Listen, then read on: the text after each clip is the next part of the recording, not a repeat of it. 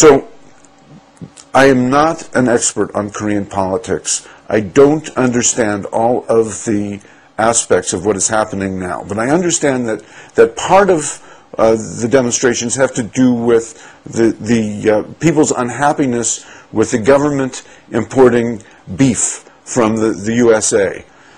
I don't understand issues about international trade. I understand that there's a great deal of unhappiness among citizens about your Korean government's policies with the USA.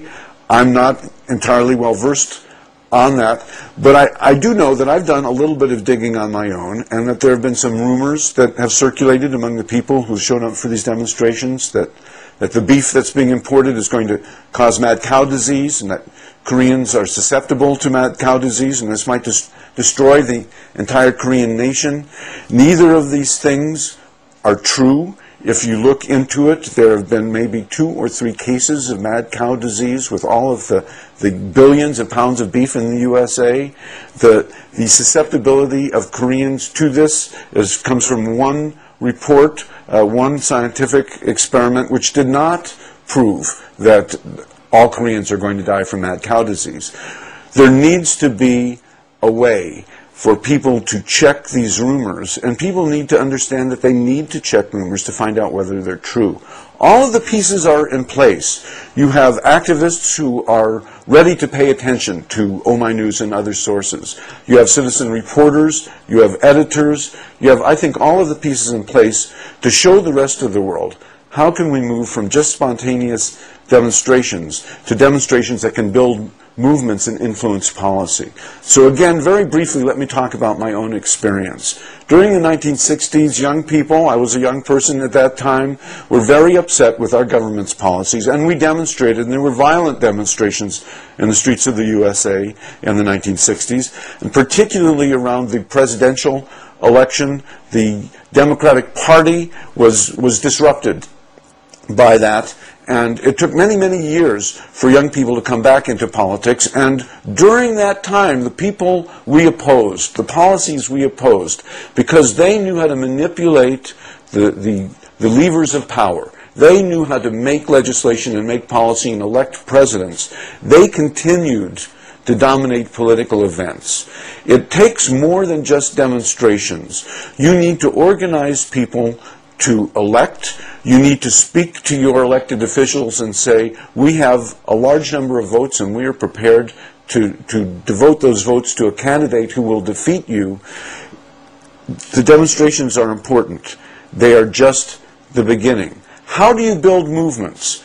There needs to be rational, critical debate among citizens. Citizens need to use the internet and other media to talk about issues, to use the news media, Oh My News, citizen journalism, and mainstream media, and what kind of research they can do on the internet to find out what's true and what's not true, and to debate policies. Until citizens are able to do that in an informed way and in a rational way, their demonstrations may be doomed ultimately to the kind of failure that demonstrations were doomed to in the USA.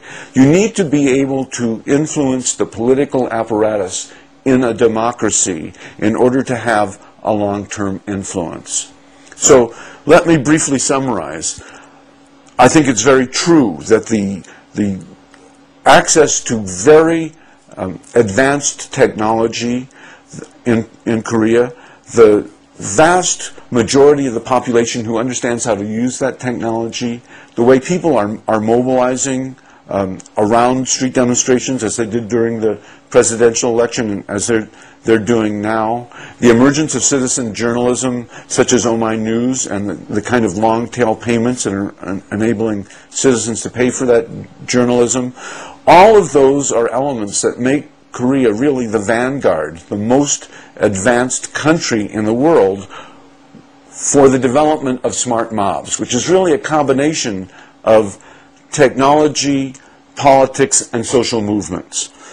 I'm urging you to think about ways to make your smart mobs smarter rather than more mob-like.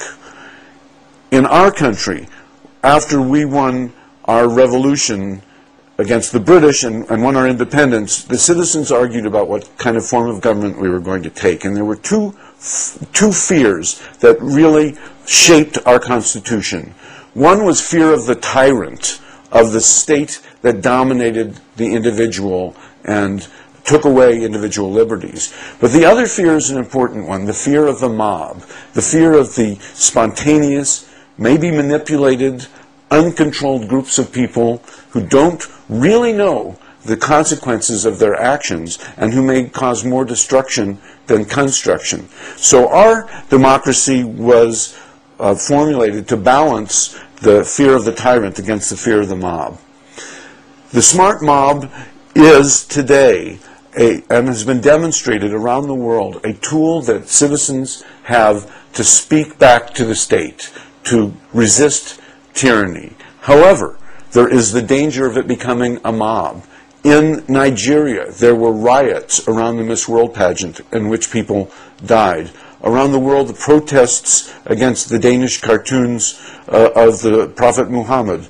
Many people were summoned to those using SMS, and those were destructive demonstrations. In Australia, white racists were able to summon others to beat up people on the beaches using the same technology. A smart mob is not necessarily a wise mob. The technology itself does not guarantee peace or democracy. It really requires a literacy. It requires an informed citizenry. Journalism plays a role in that. Journalism brings to the people news they need to know about the workings of the state, and it helps bring public opinion to the policymakers to know that they cannot make policy that goes against the majority of the opinions of the citizens. So I'm hoping that many people who are involved in these very exciting expressions of democracy will understand that they are at the beginning, not at the end of this process, and they have the opportunity, you have the opportunity, to lead the world in making our smart mobs smarter rather than more mob-like.